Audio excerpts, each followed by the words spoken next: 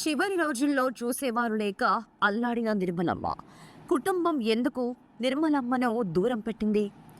మనలో ప్రతిభ ఎంత ఉన్నా సరైన సమయంలో సరైన నిర్ణయం తీసుకోకపోతే వచ్చిన అవకాశం పోయినట్టే. జీవితంలో మనం ఎదగడానికి వచ్చే అవకాశాలు చాలా తక్కువ. వచ్చినప్పుడే వాటిని అందిపుచ్చుకోవడం తెలివైన వారి లక్షణం. మన జీవితాన్ని మలుచుకునే హక్కు, నిర్ణయం మన చేతుల్లోనే ఉండాలి. అప్పుడే మనకు నచ్చినట్లు మన జీవితం సాగుతుంది.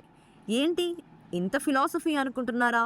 ఇదంతా చెప్పడానికి అసలు కారణం ప్రముఖ నటి నిర్మలమ్మ జీవితమే. ఆమె ఎన్నో వందల సినిమాల్లో నటించారు. అమ్మ, పిన్ని, అత్త, అమ్మమ్మ, నాన్నమ్మ, బామ్మ ఇలా ఏ పాత్ర అయినా ఆమె సహజ నటనతో ఆకట్టుకున్నారు. సావిత్రమ్మ తర్వాత అలాంటి సహజ నటిగా పేరు తెచ్చుకున్నారు. మన ఇంట్లో ఏ అమ్మమ్మనో లేక బామ్మలాగా అనిపిస్తారు నిర్మలమ్మ. అలాంటి నటి చివరి రోజుల్లో కుటుంబం నుండి నిరాదరణ ఎదుర్కొన్నారు. అలాగే చివరి రోజుల్లో నా అనే వాళ్ళు లేక చీమలు శరీరమంతా కొడుతున్నా ఏమీ చేయలేని దీన స్థితిలో మరణించారు. ఇంతకీ నిర్మలమ్మ గారి జీవితంలో ఏం జరిగింది? ఎందుకు కుటుంబం చివరి రోజుల్లో ఆమెను పట్టించుకోలేదు? ఆమె వారసులు ఇప్పుడు ఎక్కడున్నారు వంటి విషయాలను ఈ వీడియోలో నేను మీకు చెప్తాను. మీరు మాత్రం వీడియో ఎండ్ వరకు చూసి మన ఛానల్కు సపోర్ట్ ఇవ్వండి. నిర్మలమ్మ గారి అసలు పేరు రాజామణి. నాటకాల్లోకి వచ్చాక పేరును నిర్మలగా మార్చారు. ఆంధ్రప్రదేశ్ మచిలీపట్నంలో 1920 జూలై 18న పేద కుటుంబంలో జన్మించారు. నిర్మలమ్మ గారికి నలుగురు సోదరులు, నలుగురు అక్క చెల్లెళ్ళు ఉండగా ఆమె పెదనాన్నగారు వీధి నాటకాలను వేసేవారు. అలా నిర్మలమ్మ గారికి చిన్నతనం నుండి నాటకాల మీద ఆసక్తి ఉండేది. అయితే ఇంట్లో వాళ్ళు వద్దని వారించడంతో చదువు మీద దృష్టి పెట్టింది. చదువులో చురుగ్గా ఉండే నిర్మలమ్మకు నాటకాల మీద ఇష్టం పోలేదు. అందుకే రామాయణం, మహాభారతం వంటివి బాగా నేర్చుకొని తన పెద్దనాన్న దగ్గర పద్యాలను చెబుతూ నటించేది. ఇక తన ఆసక్తిని గమనించి నిర్మలమ్మ గారి తల్లిదండ్రులను ఒప్పించి ఆమెను నాటకాలలో నటింపజేశారు ఆమె పెదనాన్న.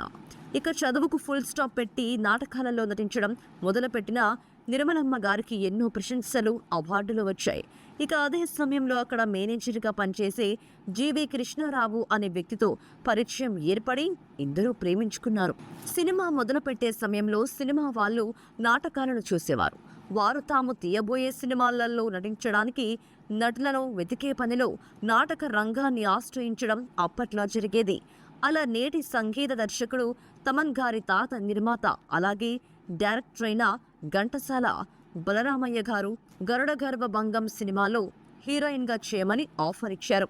అయితే సినిమాల్లో ఆడవాళ్లు నటించాలంటే కాస్టింగ్ కౌచ్ వంటివి ఉంటాయనే ఉద్దేశంతో కృష్ణారావు గారు నిర్మలమ్మను సినిమాలో చేయొద్దని చెప్పడంతో బలరామయ్య గారిని ఒప్పించి నిర్మలమ్మను బాధపడకుండా ఆ సినిమాలో హీరోయిన్గా కాకుండా చెలికత్తె పాత్రలో ఆమెకు అవకాశం ఇప్పించారు. ఈ సినిమా 1943లో విడుదలయ్యి మంచి హిట్ అయినా నిర్మలమ్మకు పెద్దగా గుర్తింపు రాలేదు. ఇక ఆ సినిమా షూటింగ్ టైంలోనే చేసిన మరొక సినిమా పాదుక పట్టాభిషేకంలో కూడా చిన్న పాత్ర చేశారు. ఆ సినిమా విజయవాడలో డైరెక్ట్ విడుదలవ్వడంతో తన ఫ్రెండ్ అండ్ ఫ్యామిలీని తీసుకెళ్లారు నిర్మలమ్మ. అయితే సినిమా ఎడిటింగ్లో తన క్యారెక్టర్ను తీసేయడంతో ఆమె దాన్ని అవమానంగా భావించారు. ఎలాగైనా సినిమాలో నటించి మంచి పేరు తెచ్చుకోవాలని అనుకున్నారు. ఇక ఇంట్లో వాళ్ళను ఒప్పించి అప్పటికే ప్రేమించిన కృష్ణారావు గారిని పెళ్లి చేసుకున్నారు. పెళ్ళయ్యాక కూడా నాటకాలలో నటించేందుకు ఒప్పుకుంటేనే పెళ్లి చేసుకుంటాననే షరతుతోనే కృష్ణారావు గారిని నిర్మలమ్మ పెళ్లి చేసుకున్నారు. ఏళ్లు గడిచినా పిల్లలు లేక ఇరుగు పొరుగు మాటలతో ఇబ్బంది పడేవారు. ఎన్నో గుడులు తిరిగారు, అలాగే హాస్పిటల్స్ తిరిగారు. అయినా ఫలితం లేకపోయింది. ఇక అదే సమయంలో కరువు అనే నాటకం కాకినాడలో ప్రదర్శించగా అందులో నిర్మలమ్మ గారి నటన చూసి కరీనా కపూర్ గారి తాత బాలీవుడ్ సూపర్ స్టార్ పృథ్వీరాజ్ కపూర్ నిర్మలమ్మ గారిని భవిష్యత్తులో నువ్వు గొప్ప నటివి అవుతావు అంటూ ప్రశంసించారు. అలాగే డైరెక్టర్ అదుర్తి సుబ్బారావు గారు ఆమెకు తన నెక్స్ట్ సినిమా ఆడపెత్తనంలో హీరోయిన్ అవకాశం ఇచ్చారు. అయితే కృష్ణారావు గారు అంగీకరించకపోవడంతో సినిమాను తిరస్కరించారు. అదే సినిమాలో నాగేశ్వరరావు గారికి జంటగా అంజలిదేవి నటించగా ఆ సినిమా విడుదలయ్యాక సూపర్ హిట్ అయింది. ఆ సినిమాతో అంజలిదేవి గారికి మంచి గుర్తింపు కూడా వచ్చింది. దీంతో నిర్మలమ్మ గారు అంజలిదేవి గారికి వచ్చినట్లే తనకి పేరు గుర్తింపు రావాలని తాను సినిమాల్లో నటించి హీరోయిన్ అవ్వాలని డిసైడ్ అయ్యారు. ఇక చెన్నై వెళ్లి సినిమాల్లో ప్రయత్నించాలని గట్టి నిర్ణయం తీసుకుని భర్తతో కలిసి వెళ్లారు. అక్కడ హీరోయిన్ అవకాశం కోసం ప్రయత్నించగా అప్పటికే 30 ఏళ్లు పైబడిన నిర్మలమ్మ గారిని హీరోయిన్గా తీసుకోవడానికి ఎవ్వరూ ఒప్పుకోలేదు. చేసేదేమీ లేక వచ్చిన క్యారెక్టర్స్ను ఒప్పుకొని తల్లి, పిన్ని పాత్రలను చేశారు. అలా కృష్ణ ప్రేమ అనే సినిమాలో ఆమె క్యారెక్టర్కు మంచి గుర్తింపు రాగా నిర్మలమ్మ తన సినీ కెరియర్లో వెనక్కి తిరిగి చూసుకోవాల్సిన పని లేకుండా పోయింది. తనకంటే వయసులో పెద్దవారైన ఎన్టీఆర్, ఏఎన్ఆర్ గారికి తల్లిగా, భామగా నటించారు. అలాగే కృష్ణ, శోభన్ బాబు వంటి హీరోలకు తల్లి, భామ అంటూ నటించారు. అలాగే మూడో తరం హీరోలైన బాలకృష్ణ, చిరంజీవిలకు కూడా తల్లి, బామగా నటించారు. తన సినిమా కెరియర్లో దాదాపు 1000 సినిమాలను చేసిన నిర్మలమ్మ గారు గుమ్మడి గారితో మొదట్లో చేసిన భార్యాభర్తలు సినిమాకు మంచి పేరు రావడం వల్ల దాదాపు ఇద్దరు పేరుగా 20 సినిమాలను చేశారు. ఇక కృష్ణారావు గారు ప్రొడక్షన్ మేనేజర్గా సినిమా ఇండస్ట్రీలో వర్క్ చేశారు. అయితే వీరికి పిల్లలు లేకపోవడం వల్లనే ఒక అమ్మాయిని దత్తత తీసుకొని కవిత అని పేరు పెట్టి బాగా చదివించారు. తనకు మొదటి నుండి తోడు నీడగా ఉన్న భర్త కృష్ణారావు గారు గుండెపోటుతో మరణించడంతో నిర్మలమ్మ గారు డిప్రెషన్లోకి వెళ్ళిపోయారు.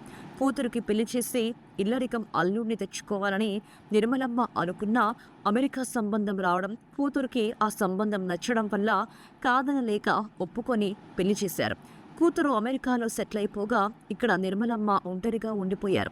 తన వారసుడిగా మనవుడిని సినిమాలోకి తీసుకురావాలని ఆమె అనుకున్నారు. అలా పడమటి సంధ్యారాగం సినిమాలో తిండిపోతూ గణపతి అనే కామెడీ క్యారెక్టర్ చేయించిన తెలుగు సరిగ్గా రాకపోవడం వల్ల అతను ఆ సినిమా తర్వాత వేరే సినిమాలను చేయలేదు. అమెరికాలో ఉద్యోగం చేసుకుంటూ అక్కడే ఉండిపోయాడు.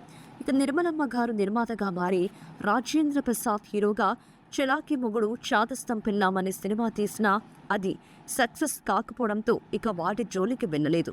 స్నేహం కోసం సినిమా టైంలో అనారోగ్యం కారణంగా ఇక సినిమాలను చేయకూడదని నిర్మలమ్మ భావించిన ఎస్వి కృష్ణారెడ్డి గారు మాత్రం తన నెక్స్ట్ సినిమా ప్రేమకు స్వాగతంలో నటించాల్సిందేనని పట్టుబడడంతో చివరగా ఆ సినిమాలో నటించారు. ఇక ఆ తరువాత ఇంటికే పరిమితమైన ఆమెను వాచ్మెన్ అతని భార్య చూసుకునేవారు. అయితే నిర్మలమ్మ ఒంటరిగా ఉండడం వల్ల మరింత కృంగిపోయి మంచం మీద నుండి లేవడానికి కూడా చేతకాక చీమలు తన శరీరం మీద పాకుతున్నా కదలలేని దీన స్థితికి చేరుకున్నారు. అలా చివరికి 2009 ఫిబ్రవరి 20న తన 88వ ఏట మరణించారు. ఆమె నాటకాలలో నటించే సమయంలో ఆమె నటనకు గొప్ప గొప్ప వాళ్ళు అభినందించారు. అలా ఒకసారి ఏకవీర నాటకంలో గిరిక పాత్రను వేసిన నిర్మలమ్మను చూసిన కవి సామ్రాట్ విశ్వనాథ సత్యనారాయణ నీలో ఇంత నటన ఉందని అనుకోలేదు అంటే అమాయకంగా నవ్వారట నిర్మలమ్మ. ఇక తన కెరియర్ను మలుపు తిప్పిన సినిమా మనుషులు మారాలి. ఆ సినిమా శతదినోత్సవ వేడుకలకు వెళ్ళిన హిందీ నటుడు ప్రాణ్, నువ్వు శోభన్ బాబుకే అమ్మ కాదు, భారతదేశానికి అమ్మవి అంటూ చెప్పారట. అప్పట్లో ఆయనతో 4 ముక్కలు హిందీలో మాట్లాడలేకపోయానని ఆమె పలు సందర్భాలలో గుర్తు చేసుకున్నారు. ఇక నట సామ్రాట్ ఏఎన్ఆర్ గారు నిర్మలమ్మ గారి గురించి మాట్లాడుతూ షూటింగ్ బ్రేక్ సమయంలో అందరినీ ఆప్యాయంగా పలకరిస్తూ అన్నం పెట్టేవారు. అందుకే ఆమెను నిర్మలమ్మ అని పిలుస్తామని చెప్పారు. అలా నాటక రంగంలో అలాగే సినిమా రంగంలో ఎంతో కీర్తి సాధించిన నిర్మలమ్మ గారు చివరి రోజుల్లో మాత్రం నిరాదరణకు గురై బాధపడ్డారు. ఫ్రెండ్స్, మీకు నిర్మలమ్మ గారు నటించిన సినిమాలో ఫేవరెట్ ఏదో కామెంట్స్లో తెలపండి. అలాగే ఈ వీడియో నచ్చినట్లయితే లైక్, షేర్, సబ్స్క్రైబ్ మర్చిపోవద్దు. ఇలాంటి మరెన్నో వీడియోస్ కోసం మన ఛానల్ను ఫాలో అవ్వండి.